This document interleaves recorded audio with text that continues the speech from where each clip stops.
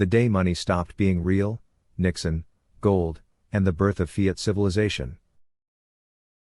1. A quiet revolution. On August 15, 1971, President Richard Nixon announced the suspension of dollar convertibility into gold. Marketed as a temporary measure against foreign speculators, it was in reality the permanent severance of money from metal. No armies marched and no cannons fired, yet this quiet Sunday evening altered global finance more profoundly than many wars. The printing press, once restrained by bullion, was officially unchained. Footnote. This section identifies Nixon's 1971 announcement as a watershed moment detaching money from tangible value. 2. The gold standard philosophy. For centuries, gold functioned as money's anchor precisely because it was scarce, physical, and resistant to political manipulation. By the 19th century, the gold standard became international orthodoxy. The US dollar itself promised redemption in metal, a guarantee visible on every bill. Gold's discipline checked governmental excess; unlike speeches, it could not be printed. Footnote. This section explains gold's role as both a monetary anchor and a restraint on government finance. 3. Bretton Woods and dollar hegemony. At Bretton Woods in 1944, the US dollar was crowned the global reserve currency, pegged at $35 per ounce of gold. Other nations tied their currencies to the dollar, making Washington the de facto central banker of the world. Initially, the system stabilized trade and reinforced U.S. supremacy. Yet its design assumed American fiscal discipline, an assumption tested and eventually broken. Footnote. This section describes the creation of the Bretton Woods system and the dollar's elevation to global dominance. 4. Cracks in the system. By the 1960s, heavy spending on war abroad and welfare at home swelled the supply of dollars far beyond gold reserves. European states demanded bullion in exchange for paper, accelerating the drain at Fort Knox. France in particular called America's bluff. A silent run on U.S. gold had begun. Unless checked, the Treasury risked bankruptcy of credibility itself. Footnote.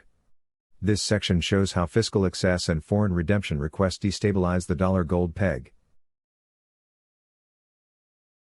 5.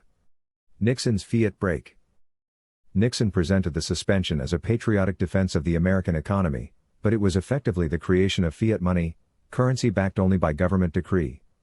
Trust replaced scarcity as the new foundation. Shops opened the next day, workers cashed checks, and life continued, yet the monetary world had been redefined. Sometimes revolutions are invisible at first glance. Footnote. This section highlights how fiat money replaced gold as the sole basis of value, with little immediate disruption.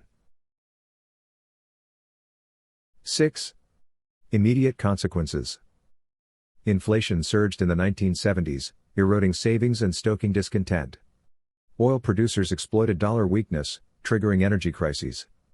Globally, debt expanded as nations printed without natural restraint. Financial markets swelled, speculation thrived, and tangible production ceded primacy to paper instruments. America's currency endured, not because it was metallic, but because oil and military power enforced its use. Footnote.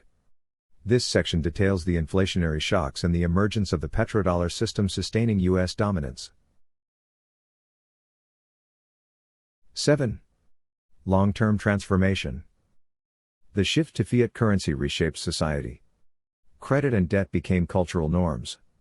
Wealth inequality widened as asset prices, fueled by cheap money, raced ahead of wages. National debt ballooned into the trillions with little political alarm. The average consumer lived in an economy of instant loans, deferred payment, and perpetual promises. Fiat money proved less a store of value than a facilitator of leverage. Footnote. This section examines how fiat money entrenched debt culture and widened economic disparities. 8.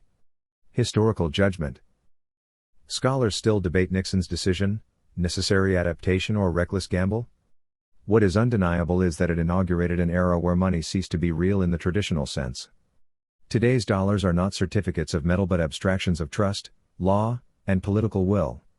Civilization's contract with value itself was quietly rewritten, and few noticed at the time. Footnote. This section concludes that August 15, 1971 fundamentally altered money's meaning, substituting abstraction for tangible value.